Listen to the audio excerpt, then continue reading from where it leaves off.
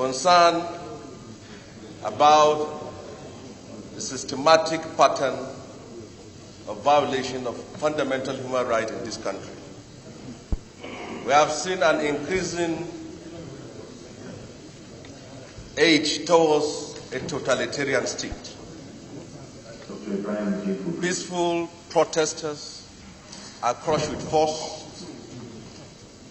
Court orders are violated.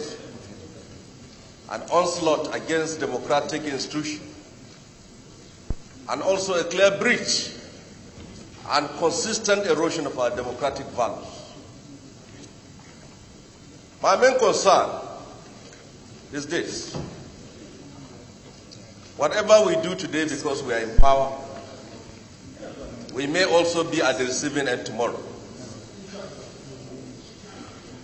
We should know that power is transient. Where was Gowon, who ruled Nigeria for 9 years? Where was Obasanjo, who ruled Nigeria for over 11 years? Where is Babangida, who ruled Nigeria for 8 years? Where is Abacha for 5 years? Where is Jonathan for 5 years? Where is somebody Musaradua? I think we should understand that power is temporary. It's temporary. Power is an opportunity for you to serve, to make positive impact in the lives of your people. Whatever you do in the course of application of levers of power, there will always be a karma for it. What we saw yesterday about Dino Melaye is not going to be the history of Dino Melaye. It's going to be the history of Nigeria's democracy. It's going to be the history of the 8th National Assembly. And it's going to be the history of the government in power today. My main concern is when people are in power, they forget that there will be tomorrow. They forget that there will be life after power.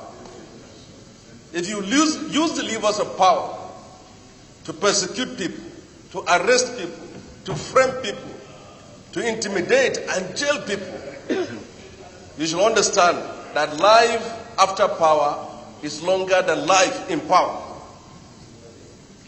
Our main concern is our democracy is consistently falling apart. If this can happen to a sitting senator, it can happen to all of us. You may be in the good books of the people in power today, and such things may have not happened to you.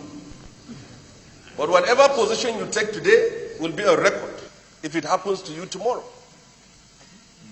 This is not the best of time for people to speak out the truth, especially people in the position of power, for the obvious reasons that people may be targeted, and election season is at hand, and people want their tickets back.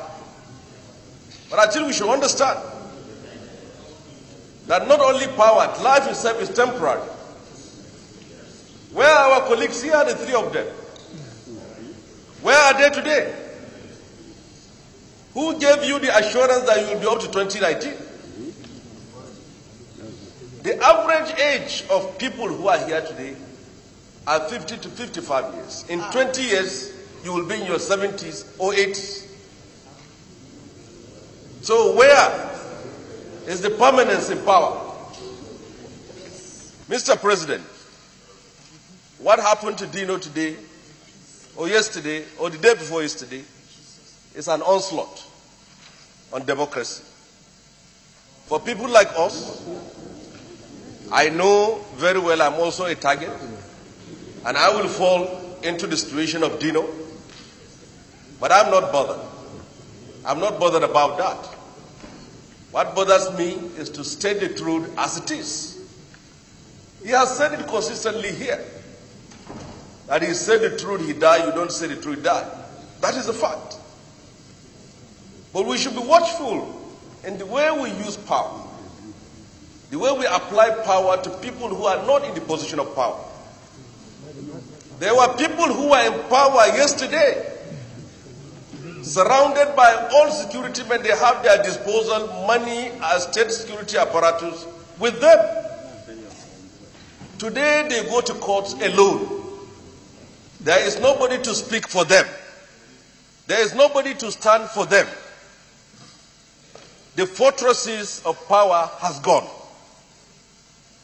When God gave us this power, it is for us to use it for the betterment, the progress, and the prosperity of our country. What we are seeing today is a shame to our country. But my main concern is the fact that these were the very issues most of us spoke against in the last 5, 6, 7, 8, 9, and 10 years. We always make references of the past, of the corruption, the human rights violation, the cruelty, the persecution that happened in this country for over a decade and a half. Here we are today, being accused of what we have been speaking against for over a decade or two. It may be convenient for us to stand up here and sing the praises, either out of fear or calling for favor. But we should know, whatever is not done on the foundation of truth will certainly collapse. Amen. Do you know, as it is today, Amen, for how long he will serve in that place, a dark cloud of guilt will be hanging over the horizon of Nigeria. For the very fact that he represented people. Resolutions. There are people today who are in power, who have forgotten those who suffered, those who sacrificed to bring them where they are. It's not simply about the opposition, but this is the reality even within the ruling establishment. People who have worked and have sacrificed their life and resources to see the change we have experienced today, if at all there is any, have consistently and erroneously been tagged or targeted as enemies of the president. How can people who have suffered, who have worked to bring a president they believed in into power, from day one, they started being targeted as being enemies of the president? I think we should understand ourselves very well. That if we continue on this path, we are certainly heading to perdition. And we shouldn't deceive ourselves. We have seen how nations of the world that claim to be democratic demonstrated in no mean terms symptoms of tyranny that led to the collapse of such countries. And my distinguished colleagues on this particular is a victim today.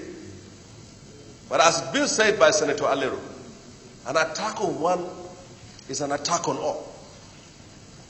You may be in the good books of the government of today. I have had people outside justifying what is happening to the parliament today. If you are happy that the parliamentarians of today are being haunted, are being attacked, are being persecuted because you don't like their faces, tomorrow there will be a parliament you like and with a president you don't like. I will say it to all of us here. The opportunity of being here is a phase in our lives.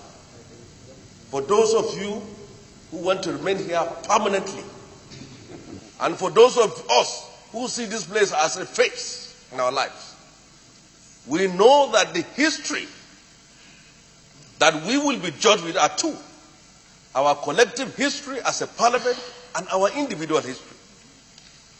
But this Senate and this parliament must stand firm and speak the truth, because you will not be judged by the favors you think you will get today. You will not be judged by the promises that is made to you. You'll be judged by which position did you take when democracy is being attacked. I said this is a difficult moment for people to speak the truth. It's a difficult time. A difficult time. Many people, when you bring controversial issues at this very time, they will prefer to remain silent. Or they will bury their heads in the sand, hoping that the issue will go away. But I think we should be man enough. When you are elected to be a senator of the Federal Republic of Nigeria, you are duty-bound, morally and constitutionally, to stand in the defense of freedom and justice. You must speak truth to power when it is wrong. And I call on this Senate to stand firm. What has happened to one of us can happen to all of us.